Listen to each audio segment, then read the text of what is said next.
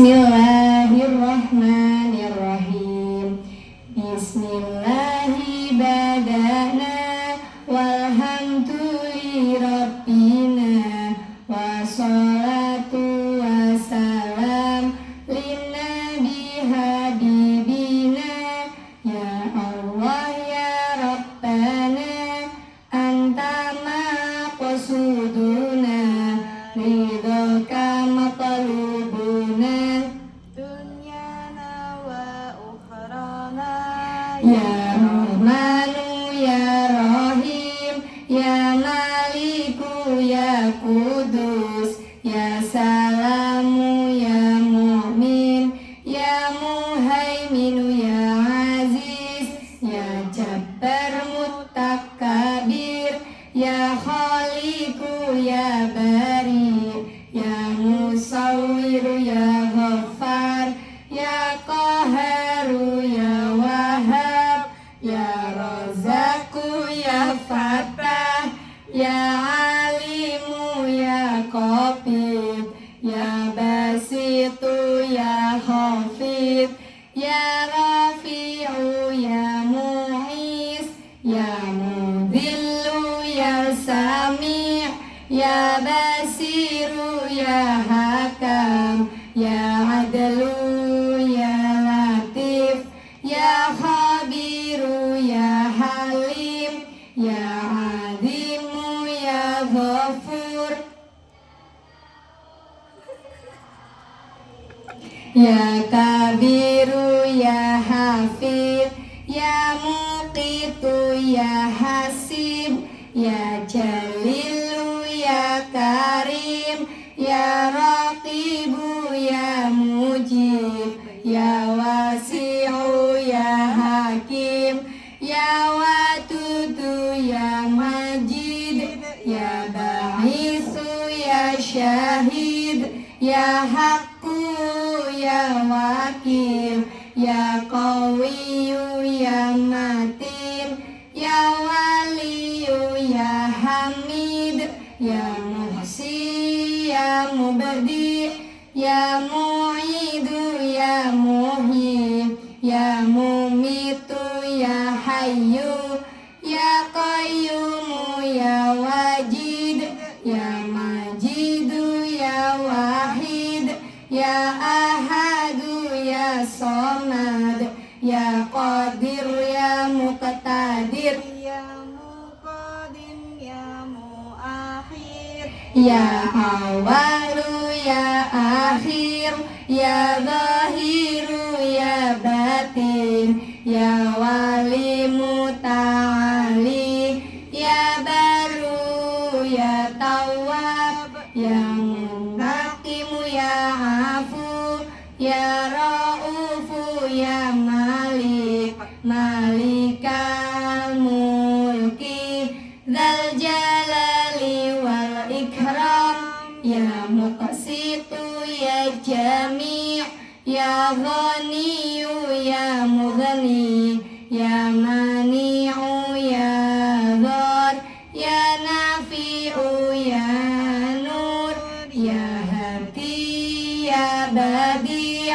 ya Baqi ya Warith ya Rashidu ya Sabur Azza Jalla Dzikruhu bi asma'ikal husna ighfir lana dzunubana wali walidina wa dzurriyyatina kafir an sayiatina wastur ala uyubina wajbur ala nuqsanina warfa darajatina wazidna ilman nafi'a warizqan wasi'a halalan thayyiban wa amalan sholihan wa nawwir qulubana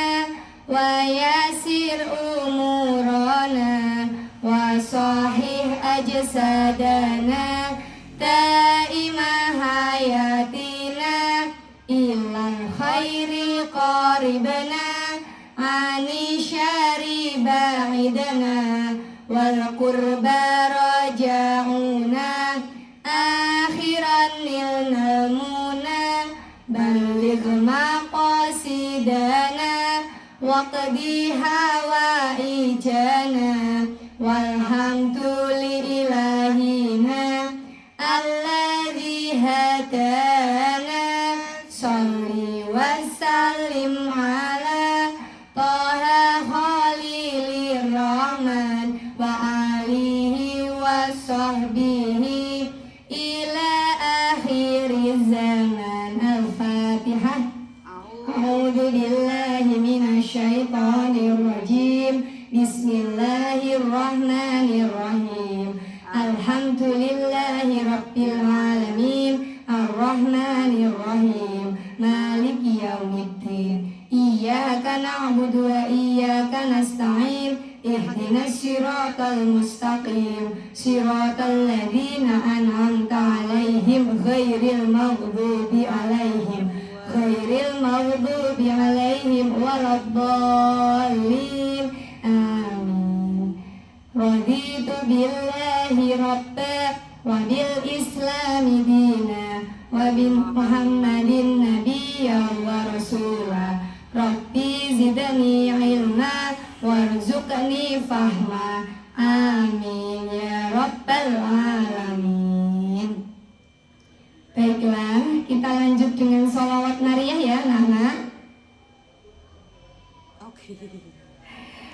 Allahumma salli salatan kamilatan wa salim salaman taman ala sayyidina Muhammadin alladhi tanhalu bihil uqad wa tanfariju bihil kurabu wa tuqada bihil hawais wa tunalu bihil raghaib wa husnul khawatimi wa yustasqal ghamamu biwajhihil karimi wa ala alihi wa sahbihi fi kulli lamhadi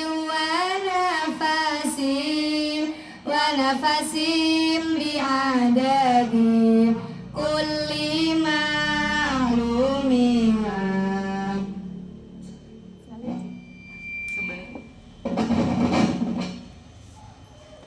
Baiklah, terima kasih. Kita lanjutkan dengan pembiasaan Ramadan, yaitu materinya dari Bu Evi adalah cerita Nabi Ayub. Ada yang sudah tahu cerita Nabi Ayub? Ada yang menjawab belum, ada yang menjawab sudah. Nabi Ayub itu adalah nabi dan rasul utusan Allah yang harus kita ketahui ya. Ada berapa nabi dan rasul yang harus kita ketahui anak-anak? 5? Berapa? Oh iya betul, 25. Nah, hari ini Bu Evi akan bercerita tentang Nabi Ayub.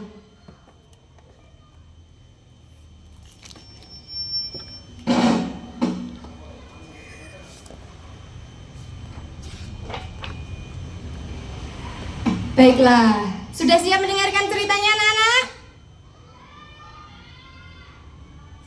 Sudah, oke. Didengarkan benar-benar ya, tidak ada yang ngobrol sendiri atau main-main sendiri atau heboh sendiri atau ngobrol dengan temannya. Silakan didengarkan dan disimak.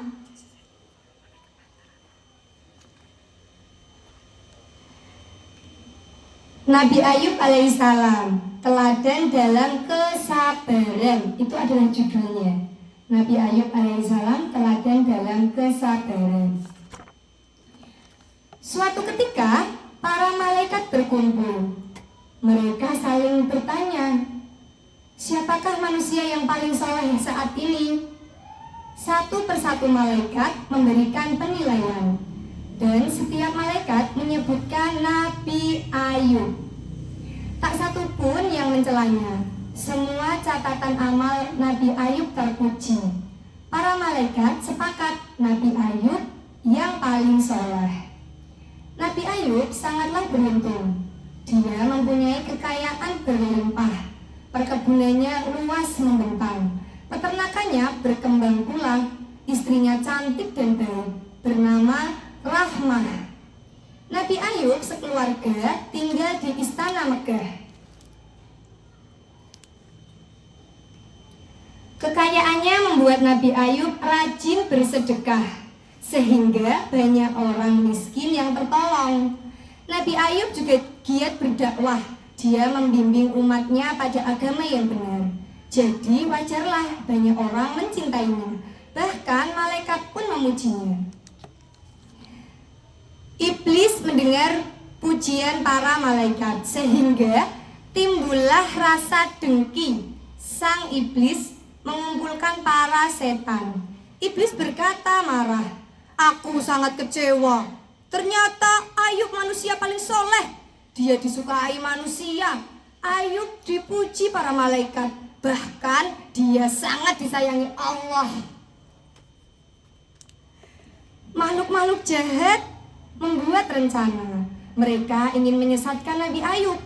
Iblis menyamar sebagai laki-laki tua dan berkata, "Wahai Ayub, kamu sudah banyak berbuat baik. Sudahlah, jangan terus-terusan bersedekah. Kamu juga perlu bersenang-senang. Nikmatilah hartamu sepuas-puasnya." Hasutan itu tak membuat Nabi Ayub terpengaruh. Dia menjawab, "Aku seorang hamba yang beriman. Oleh sebab itu, gemar berbuat kebaikan. Orang kafir sukanya berfoya-foya, karena dia mengikuti bujuk rayu setan. Aku tak mau begitu. Awas, aku akan membuatmu menderita.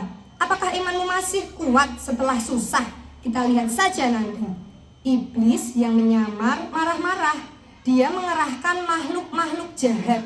Pertama-tama, dimusnahkannya peternakan dan perkebunan Nabi Ayub. Tiba-tiba api melahap semua usaha Nabi Ayub. Musibah itu diterima Nabi Ayub dengan sabar. Dia sekeluarga banyak beristighfar. Mereka minta ampunan pada Allah. Ada yang tahu ucapan istighfar itu bagaimana?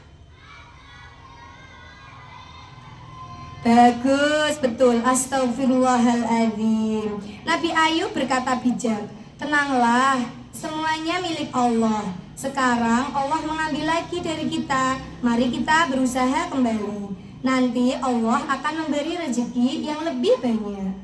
Iblis kembali menyamar jadi lelaki tua. Dia sengaja mengejek, "Wahai Ayub, betapa malang nasibmu. Kamu susah payah beramal baik, tetapi Allah menyiksamu dengan musibah. Hentikanlah amal baikmu, lihatlah, tak ada gunanya." Jawab Nabi Ayub justru menyejukkan hati. Harta bisa kita cari kembali, asalkan punya keimanan pada Allah. Justru dengan iman kita menjadi kuat. Bukan hanya pandai bicara, Nabi Ayub juga bisa membuktikannya. Dia semakin rajin bersedekah. Dia tetap bersemangat menolong orang yang kesusahan, padahal hartanya sudah sangat berkurang akibat musibah kebakaran. Setan-setan dikumpulkan kembali. Iblis mengeluh pada komplotannya. Ternyata iman Ayub sangat kuat. Dia tak terpengaruh dengan kebangkrutan usahanya. Kita harus menambah penderitaannya. Rencana buruk disampaikan iblis. Aku tahu penyebab Ayub masih beriman, karena dia masih punya istana megah. Selain itu, ia memiliki anak-anak yang sehat. Kita harus mencari cara untuk memusnahkannya.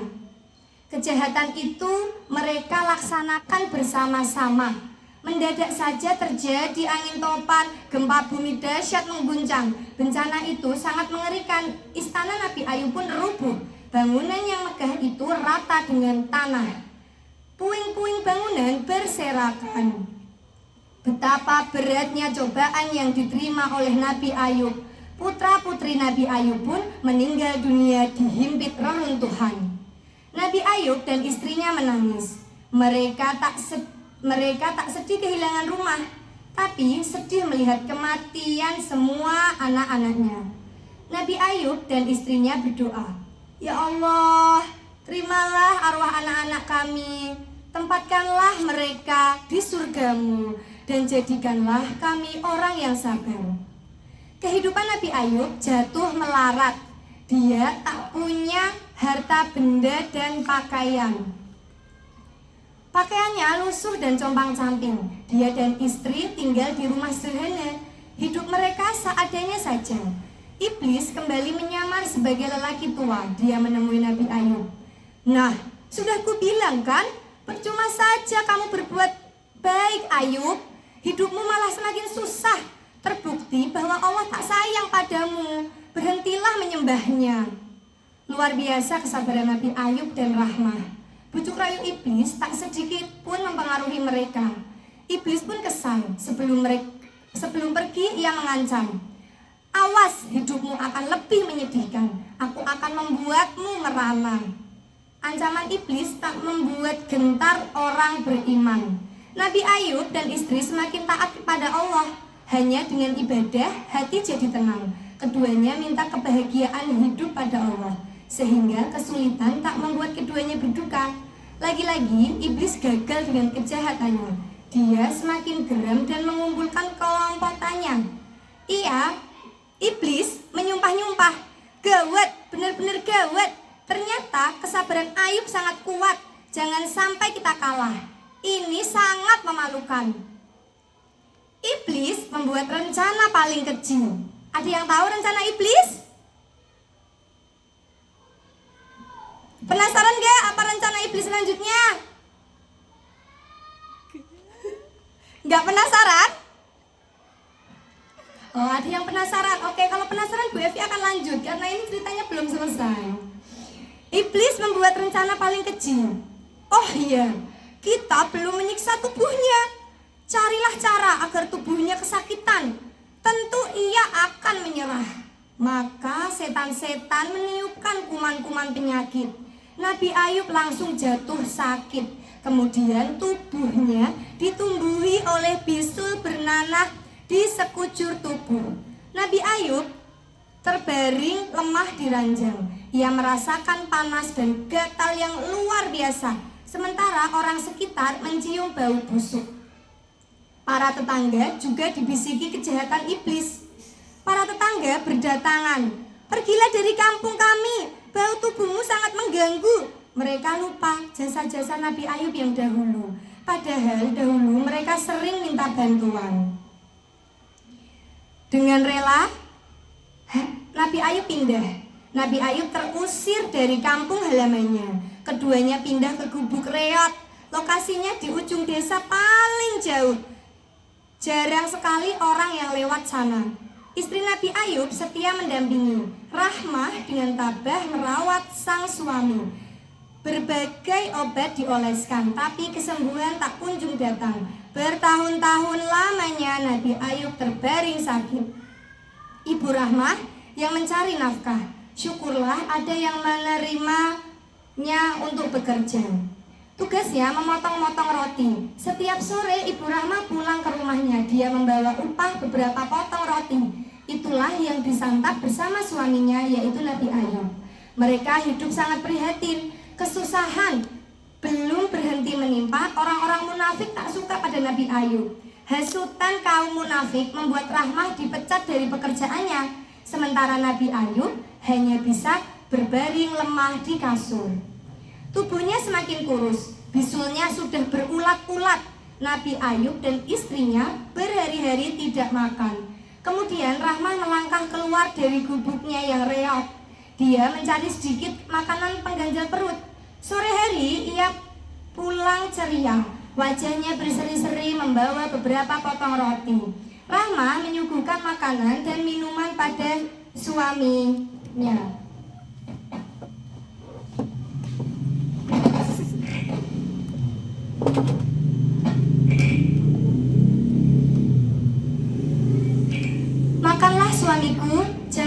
tubuhmu makin lemah, semua penyakitmu akan sembuh. Nabi Ayub berlinang air mata. Dia terharu dengan kesetiaan Rahmah. Sebelum makan, ia bertanya, Dari manakah kamu memperoleh roti ini, Rahmah? Bukankah kamu sudah tidak punya pekerjaan?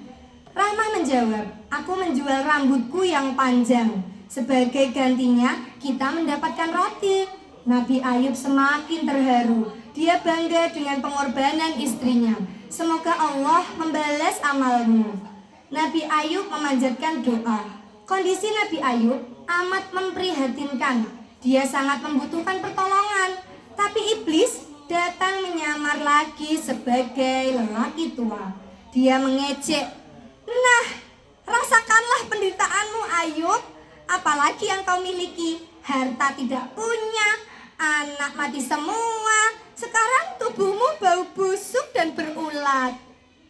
Hasutan yang lama kembali diulang iblis.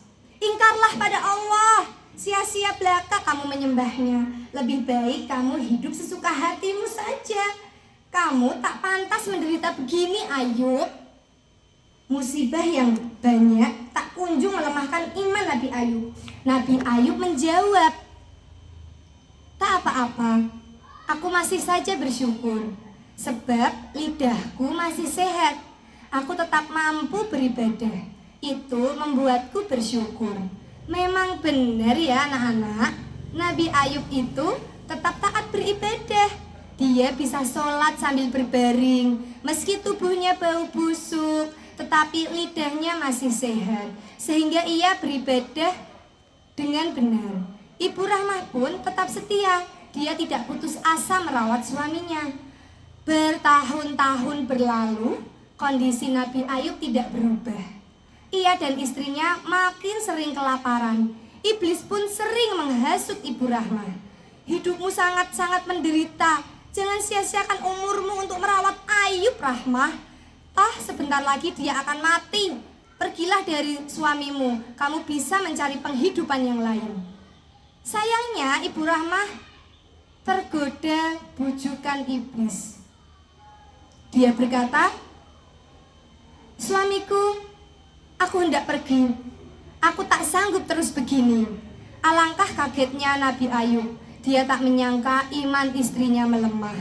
Nabi Ayub bertanya, sudah berapa lamakah kita mendapatkan musibah, Rahmah? Ibu Rahmah menjawab, sudah bertahun-tahun lamanya. Kemudian Nabi Ayub bertanya lagi, berapa lama kita hidup senang, Rahmah? Berapa lama kita hidup dalam kekayaan? Ibu Rahmah pun menjawab, sudah berpuluh-puluh tahun juga. Nah, jelas lebih banyak masanya kita kaya. Mengapa kamu tak bersabar? Bersyukurlah pada Allah atas nikmat dahulu.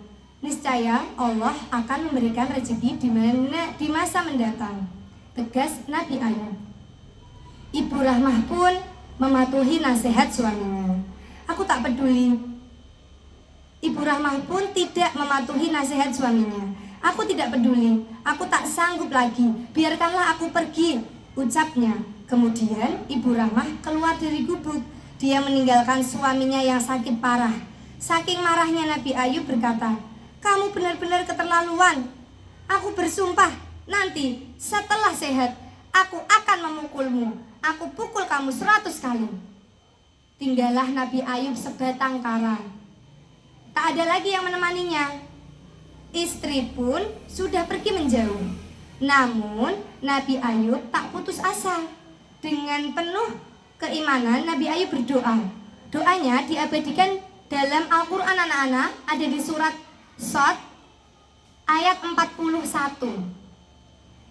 yang artinya begini, ingatlah tentang hamba kami Ayub ketika ia menyeru Tuhannya. Sesungguhnya aku diganggu setan dengan kepayahan dan kesiksaan.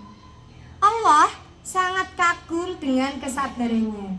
Nabi Ayub diberi mukjizat yang hebat. Lalu datanglah perintah Allah yang tercantum dalam Al-Quran. Hentakkanlah kakimu, inilah air yang sejuk untuk mandi dan untuk minum. Ada di surat Shad ayat 42. Wahyu Allah dilaksanakan Nabi Ayub. Dia segera menghentakkan kaki. Tiba-tiba muncullah air yang bening. Air sejuk itu terbit dalam gubuknya. Nabi Ayub meminum air mukjizat. Tubuhnya kembali kuat, tenaganya pulih kembali. Kemudian Nabi Ayub mandi. Seluruh kulitnya bersih kembali, mendadak semua bisul busuknya hilang. Nabi Ayub bersujud tanda syukur pada Allah. Penyesalan akhirnya muncul di hati Ibu Rahmah. Dia sadar telah terpengaruh bujukan setan. Ibu Rahmah khawatir.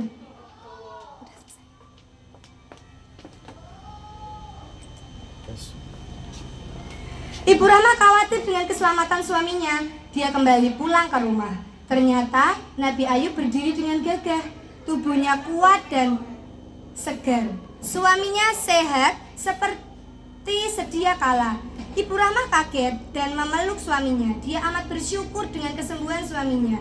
Ibu Rahmah minta maaf dan atas kekhilafannya di masa lalu. Dia menyesal tergoda hasutan setan. Nabi Ayub pun memaafkan kesalahan istrinya. Keduanya kembali hidup bersama. Suami istri itu mulai membangun peternakan. Mereka juga membuka usaha pertanian. Alhamdulillah, semua usahanya mendatangkan hasil besar. Nabi Ayub kembali menjadi kaya raya, bahkan lebih kaya dari sebelumnya. Dia sudah mampu membangun istana megahnya. Anak-anaknya pun lahir, mereka tumbuh sehat dan pintar. Allah tiada henti memberinya rezeki. Kemudian Nabi Ayub teringat sumpahnya. Dulu ia bersumpah akan memukul istrinya 100 kali jika ia sembuh. Tetapi Nabi Ayub tak tega menyakiti istrinya. Allah memberi ganti hukumannya. Seperti yang dituliskan pada Al-Quran surat As-Sod ayat 44, yaitu ambillah dengan tanganmu seikat rumput, maka pukullah dengan itu dan janganlah kamu melanggar sumpah. Sesungguhnya kami dapati dia Nabi Ayub seseorang yang sabar. Dialah sebaik-baik hamba, sesungguhnya dia amat taat kepada Tuhannya. Setiap mukmin dilarang melanggar sumpah janji.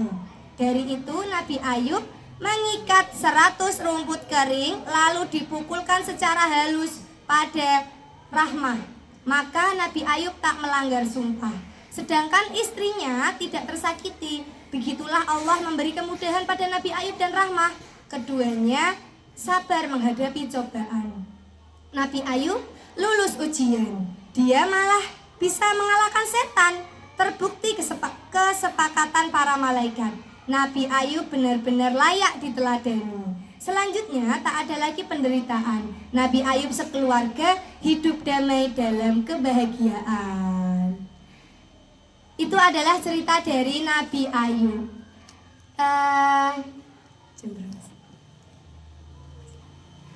Baik.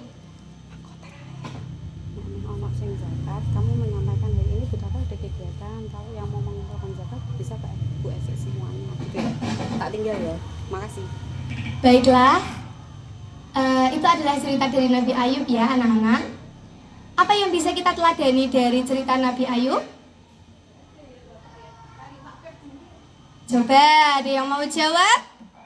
Bu Evi akan dengarkan dari sini. Ada apa yang bisa kita teladani dari Nabi Ayub? Kesabarannya ya, kesabarannya. Dan tidak mudah terhasut oleh setan. Dari Nabi Ayub, anak-anak bisa belajar. Di dalam Ramadan ini, anak-anak bisa bersabar, belajar berpuasa dengan sabar dan tidak mudah terhasut. Walaupun katanya ya, Ramadan itu setan-setan dikerangkeng, tapi ternyata masih banyak yang mokel, ya kan? Jadi, dari cerita Nabi Ayub yang setelah Bu Evi sampaikan, semoga anak-anak bisa mendapatkan hikmahnya ya, bisa dicontoh kesabaran Nabi Ayub itu. Baik, terima kasih. Cukup sekian dari Bu Evi. Untuk pengumuman selanjutnya adalah jika hari ini ada yang ingin zakat fitrah, karena hari ini Bu Tata ada tugas luar, bisa langsung dikumpulkan ke Bu Evi atau ke wali kelas masing-masing. Tapi jangan lupa berniat dulu ya. Untuk zakat fitrah bisa langsung dikumpulkan ke Bu Evi atau ke wali kelas masing-masing, tapi jangan lupa untuk berniat dulu. Begitu ya anak-anak. Terima kasih, bisa dilanjutkan untuk istirahat sebelum mulai pembelajaran. Bu Evi akhiri, wassalamualaikum warahmatullahi wabarakatuh.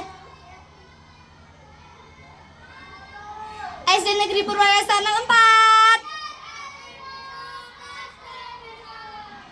Terima kasih.